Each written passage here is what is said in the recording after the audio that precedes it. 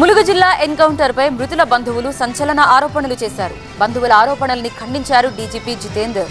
NHRC guidelines పాటించామని clarity ఇచ్చారు. ములుగు జిల్లా ఏటూరు నాగారం ఎన్కౌంటర్ పై మృతుల కుటుంబ సభ్యులు అనుమానం వ్యక్తం చేస్తున్నారు. ఫేక్ ఎన్కౌంటర్ అంటూ ఆరోపిస్తున్నారు. హైకోర్టు మృతదేహాన్ని చూసేందుకు పర్మిషన్ ఇచ్చినా ఇద్దరిని మించి చూడనివ్వలేదంటూ ఆగ్రహం వ్యక్తం చేశారు మృతుల బంధువులు.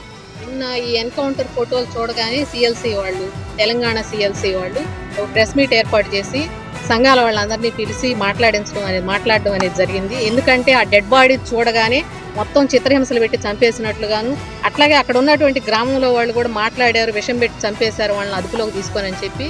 మరోవైపు ఏటూరు నాగారం ఎన్కౌంటర్ పై హైకోర్టులో లంచ్ మోషన్ దాఖలైంది. పౌర హక్కుల సంఘం ఈ పిటిషన్ దాఖలు చేసింది. పిటిషన్ పై హైకోర్టులో విచారణ జరిగింది. మృతదేహాలు భద్రపరచాలని, అలాగే మావోయిస్టుల మృతదేహాలను బంధువులకు చూపెట్టాలని హైకోర్టు పోలీసులను ఆదేశించింది. ఇదిలా ఉంటే మరోవైపు PLGA వారోత్సవాలను విజయవంతం చేయాలంటూ ఏజెన్సీలో మావోయిస్టులు పోస్టర్లు వేశారు. మావోయిస్టుల పోస్టర్లను పోలీసులు చించేశారు. దీంతో ముందస్తుగా ములుగు ఏజెన్సీ ప్రాంతంలో గ్రేహౌండ్స్ బలగాలు ముమ్మరంగా గాలింపు చర్యలు చేపట్టాయి. తెలంగాణ, ఛత్తీస్గఢ్, మహారాష్ట్ర సరిహద్దుల్లో టెన్షన్ నెలకొంది. గోదావరి పరివాహక ప్రాంతాల్లో పోలీసులు తనిఖీలు చేస్తున్నారు.